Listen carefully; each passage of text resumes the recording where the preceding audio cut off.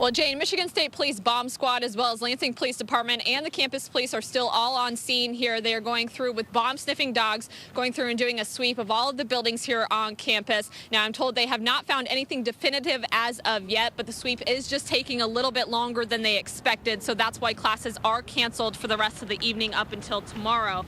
Now, I'm told teachers received an email earlier saying there was an undisclosed security threat, and that's why students and staff were forced off campus around 1 o'clock earlier today, and they were evacuating the campus. They also announced the closure on the loudspeaker on campus, and though it was a scary situation for some students, most told me it was handled accordingly. I got out of taking a test, so that was kind of cool, but it was a little nerve-wracking, obviously. Now, again, the campus is going to remain closed up until tomorrow. Again, the MSP Bomb Squad has not found anything definitive yet, but the sweep is just taking a little longer, so you do not have to come to class for the rest of the evening up until tomorrow. For now, live in Lansing, Jessica Maki, 6 News. Well, Ann, this is a theft ring sheriff's deputies believe may have gone on for almost a year, and they say most of the crimes could have been prevented with one simple step. Steve Barchi spent Wednesday evening, like most other people, having a get-together with his family to celebrate Thanksgiving. But what he discovered the next morning wasn't so typical. We left the garage door open by accident. A relative had left the door open.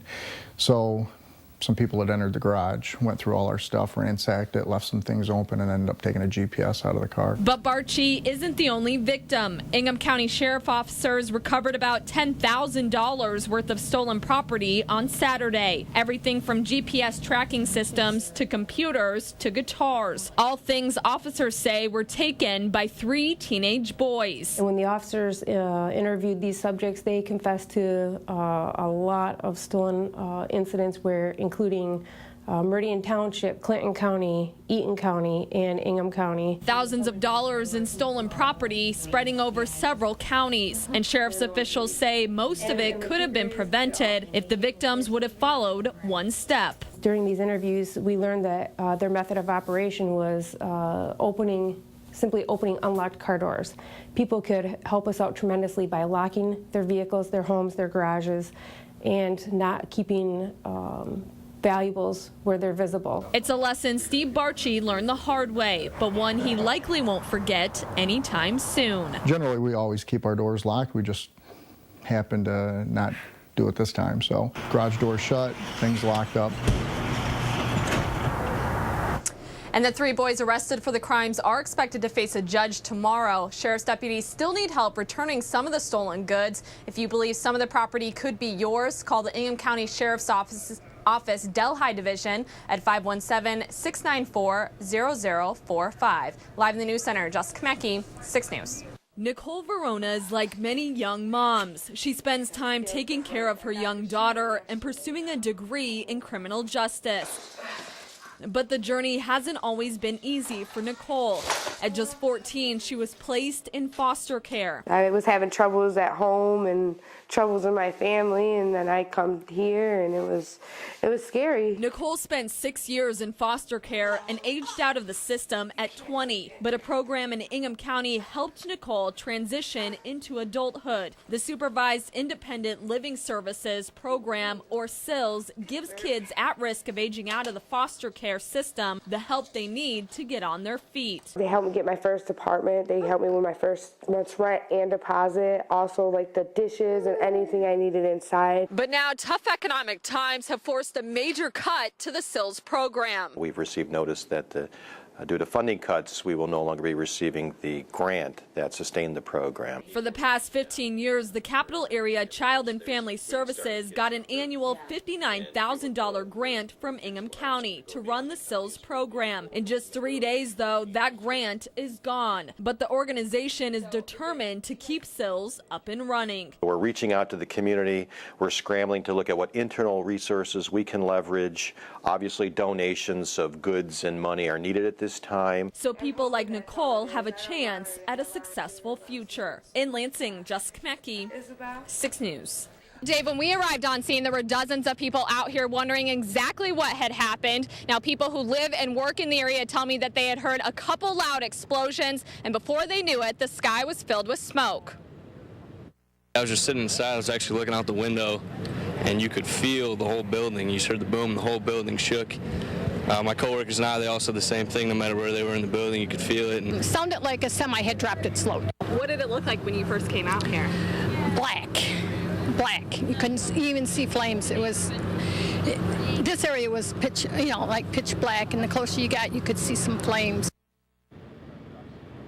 Now, a few of the people I spoke to are obviously concerned as the building does contain dangerous chemicals, but as Stacia told you, the president of the company says there's absolutely nothing to worry about. The fire is contained, and there are no dangerous chemicals in the air that people are going to be exposed to. And we'll, of course, stay on top of this story and bring you more as it develops. For now, live in Mason, Jessica Maki, 6 News. Well, and an Ingham County animal control officer found the dog at Ingham Park on Friday. A neighbor noticed an abandoned cage and made a call to have an officer check it out. The officer arrived and found the dog inside a kennel, frozen to death. Ingham County officials are now trying to figure out who owned the animal. Again, we are going to show you a picture of the dog, but we do want to warn viewers this picture may be disturbing. The only reason we are showing you this picture is because animal control is trying to figure out who left this dog for dead.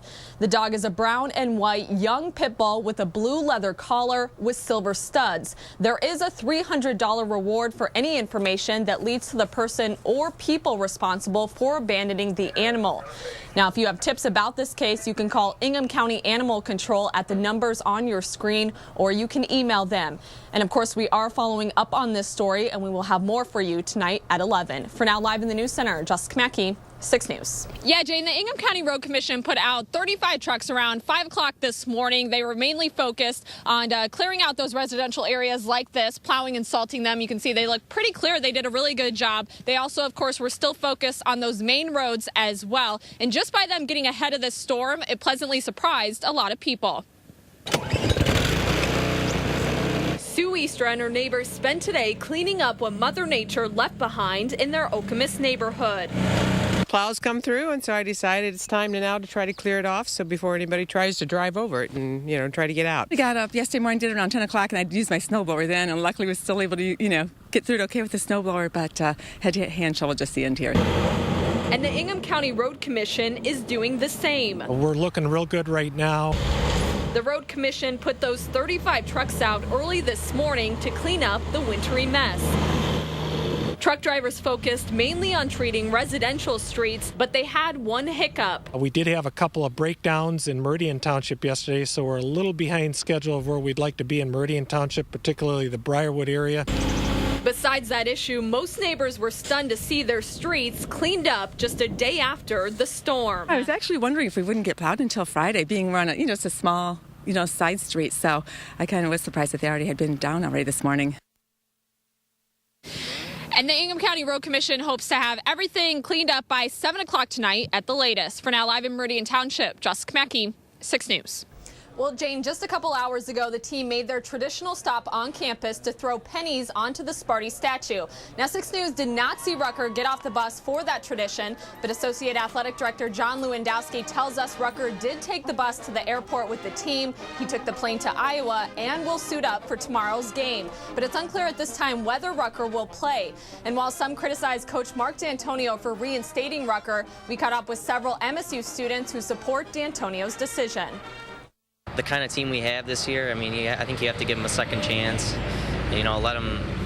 He could have done something worse than what he did, so I'm happy he's back on the team. I'm happy they're giving him a second chance. I know he's a good guy, D'Antonio, and if it's the call that he feels needs to be made, I'm gonna trust him on that. I believe D'Antonio's a good coach and he knows what he's doing, so I believe that he probably, made a good decision based on, what he felt was right. And of course, Fred will have much more on the Rucker situation later on in sports. Live in the News Center, Jessica Maki, 6 News. Thousands of people in Michigan rely on the Department of Human Services every day. But come January, the line at some DHS offices could get even longer when 1,300 DHS workers leave for early retirement. Our caseworkers are already handling an inordinate amount of work. In 2002, for example, the average caseload was 320. Today, it's more like 710. That's really troubling due to the fact that right now we're operating on a skeleton crew, and our caseworkers are maxed. Ray Holman is the legislative liaison for UAW Local 6000, the union that represents state employees. He says once those 1,300 leave for retirement, other workers will have to pick up the slack until replacements are hired and ready to handle a caseload. People are in need of assistance with food and shelter. People are in need of emergency medical care.